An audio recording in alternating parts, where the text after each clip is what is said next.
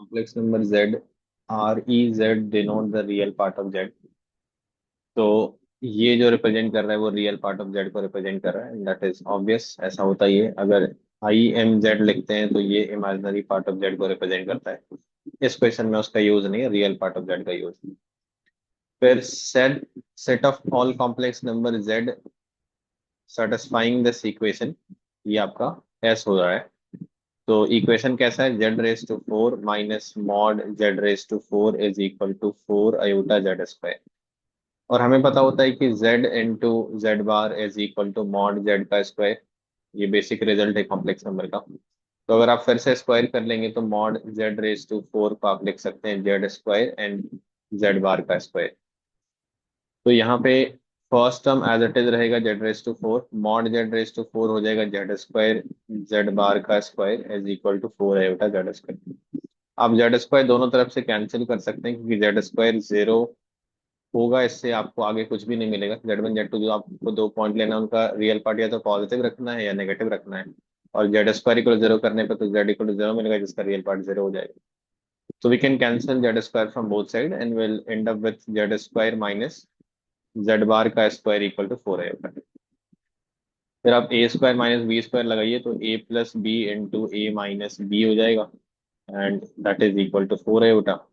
z एक complex number अगर आप x plus iota y assume करेंगे तो ये आपको पता ही होता है कि z plus Z bar is two times real part of z। तो ये टू एक्स हो गया, z minus Z bar is two times iota times imaginary part of z। तो ये टू आयोटा y हो गया। तो बेसिकली आपको एक इक्वेशन मिल रहा है X Y equal to one, जो कि एक रेक्टेंगुलर हाइपरबोला को रिप्रेजेंट करता है in the first and third quadrant. ये आपका रेक्टेंगुलर हाइपरबोला हो गया।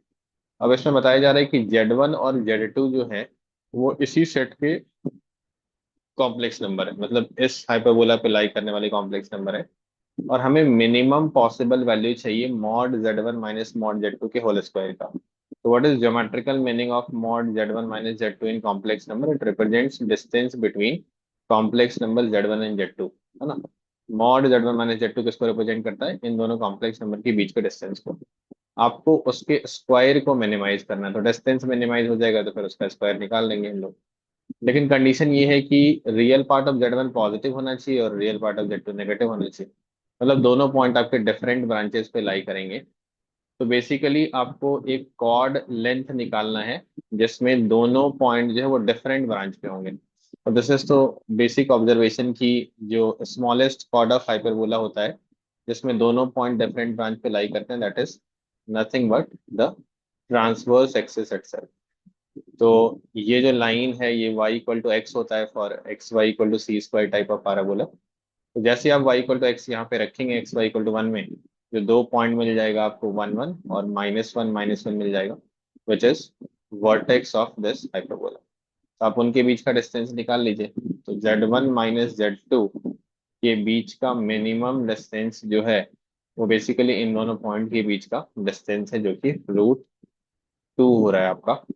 सॉरी, ये टू स्क्वायर फोर हो जाएगा, two square plus two square, ये टू रूट टू हो रहा है और इसका स्क्वायर करेंगे तो एट हो जाएगा। तो minimum value of mod of Z one minus Z two का स्क्वायर ये आपका एट हो जाएगा and that is the answer given to us.